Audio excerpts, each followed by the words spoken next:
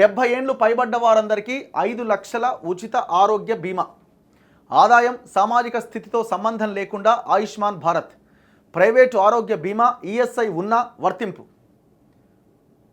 ఎవరికైతే ఈ దేశంలో ఉన్న సీనియర్ సిటిజన్స్ 70 ఏండ్లు పైబడ్డ వాళ్ళు ఉంటారో వాళ్ళందరికీ 5 లక్షల వరకు మీరు ఏదైనా కార్పొరేట్ హాస్పిటల్కి వెళ్తే 5 లక్షల వరకు మీకు ఫ్రీ అన్నమాట. కేంద్ర ప్రభుత్వం ఆయుష్మాన్ భారత్ అనే పథకంతో దీన్ని అందుబాటులోకి తీసుకొస్తున్నది. మీరు ఎలాంటి ప్రీమియం చెల్లించాల్సిన అక్కర లేదు. ఎట్లాగైతే మన రాష్ట్రంలో ఆరోగ్యశ్రీ ఉందో కేంద్రం కూడా ఆయుష్మాన్ భారత్ అని ఒక పథకాన్ని తీసుకొచ్చింది.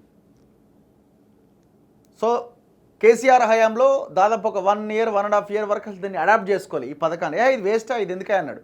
దాని తర్వాత మళ్ళీ అడాప్ట్ చేసుకున్నారు. ఫస్ట్ వేస్ట్ అన్నాడు, దాని తర్వాత అడాప్ట్ చేసుకున్నాడు. సో ఇప్పుడు మళ్ళీ కేంద్రం దీనికి కొంత ఇది చేస్తూ 70 ఏళ్ళు పైబడ్డ వారందరికీ 5 లక్షల వరకు ఉచిత ఆరోగ్య బీమాను అందిస్తున్నామని చెప్తున్నారు. ఒకవేళ మీకు ప్రైవేట్ ఆరోగ్య బీమా ఉన్నా ఈఎస్ఐ ఉన్నా కూడా ఇది వర్తిస్తుందట.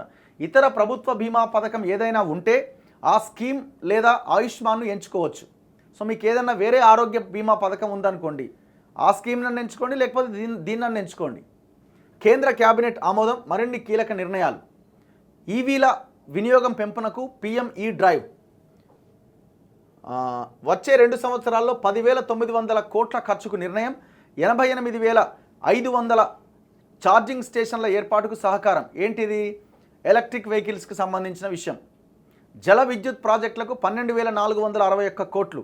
70,000 కోట్లతో 62,000 కిలోమీటర్ల గ్రామీణ రోడ్లు వేస్తారట. ఆయుష్మాన్ భారత్ ఆరోగ్య బీమా పథకం ఇకపైన దేశంలో 70 ఏళ్లు పైబడ్డ వయసు వారందరికీ వర్తించబోతున్నది.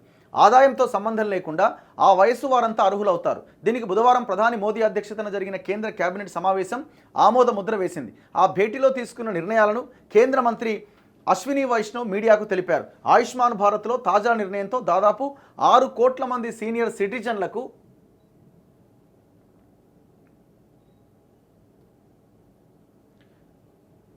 లాభం జరుగుతుంది. వారి సామాజిక ఆర్థిక స్థితితో సంబంధం లేకుండా ఏడాదిలో 5 లక్షల వరకు ఉచిత వైద్య సౌకర్యం పొందొచ్చు. ఇప్పటికే ఈ పథకం వర్తిస్తున్న కుటుంబాల్లోని 70 ఏండ్లు ఆ పైబడిన వారు ఉంటే వారికి అదనంగా ఈ 5 లక్షల బీమా సౌకర్యం కల్పిస్తారట. ఒకవేళ ఇతర ప్రభుత్వ బీమా పథకాల్లో ఏవైనా వర్తిస్తుంటే దాన్ని లేదా ఆయుష్మాన్ భారత్ని ఎంచుకోండి. అంటే మీకు సిజిహెచ్ కానీ, ఈసీహెచ్ఎస్ కానీ, సిఐపిఎఫ్ కానీ ఇట్లా కొన్ని ఉంటాయి.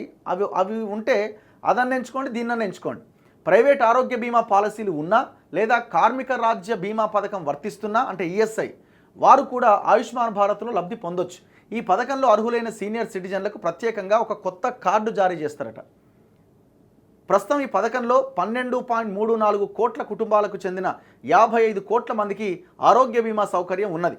పరిమితి ఏడాదికి 5 లక్షలు.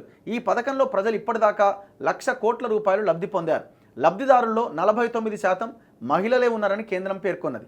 ప్రపంచంలో ప్రభుత్వాలు అమలు చేసే ఆరోగ్య బీమా పథకాల్లో అతిపెద్దదిగా ఆయుష్మాన్ భారత్కు పేరున్నది. ఈ పథకాన్ని 70 ఏండ్లు ఆ పైబడిన వారి కోసం విస్తరిస్తామని ప్రధాని మోదీ ఏప్రిల్లో ప్రకటించారు. కేంద్ర కేబినెట్ మరికొన్ని కీలక నిర్ణయాలు కూడా తీసుకున్నది. సో ఇది మంచి పథకమే, కాదనట్లేదు. కానీ ఏదైనా మీరు ఇప్పుడు ఆ డబ్బులన్నీ ఎవరికి ఇస్తారు? ఆ బీమా ఆ డబ్బులన్నీ మళ్ళీ కార్పొరేట్ హాస్పిటల్స్కే ఇస్తారు. సో ఇది చేసుకుంటూ ఒకవైపున, ఇంకొక వైపున గవర్నమెంట్ హాస్పిటల్స్ని స్ట్రెంథెన్ చేయాలి, ప్రభుత్వ హాస్పిటల్ని కట్టాలి, డాక్టర్ల రిక్రూట్మెంట్ భారీగా పెంచాలి, మందులు ఇన్ఫ్రాస్ట్రక్చర్ని భారీగా పెంచాలి. ఇలా మీరు గవర్నమెంట్ సెక్టార్ని విస్తరించినప్పుడు మీకు ఇంకా రాబోయే రోజుల్లో ఇక్కడికి పెట్టే ఖర్చు అంతా ఈ ప్రభుత్వ హాస్పిటల్స్ వైపుగా దారి మళ్లించవచ్చు. సో ఆ ప్రయత్నం చేయాలి. ఆ ప్రయత్నం చేయకుండా మీరు ఇవన్నీ చేసుకుంటూ ఇప్పుడు మన ఆరోగ్యశ్రీ పెట్టిరు, ఏమైంది? కార్పొరేట్ హాస్పిటల్సే బాగుపడతాయి. మళ్ళీ మన కేసీఆర్ దాన్ని మొత్తం నిర్వీర్యం చేసేసిండు. మళ్ళీ వీళ్ళేదో 5 నుంచి 10 లక్షలు చేసినామని ఏదో చెప్పారు. సో మీరు ఇది ఆయుష్మాన్ భారత్ అయినా, ఆరోగ్యశ్రీ అయినా, ఇంకోటైనా మీరు ఇది ప్రైవేట్ హాస్పిటల్స్ని రక్షించడానికి సరే తాత్కాలికంగా ప్రజలకు ఉపశమనమే కాదనట్లేదు.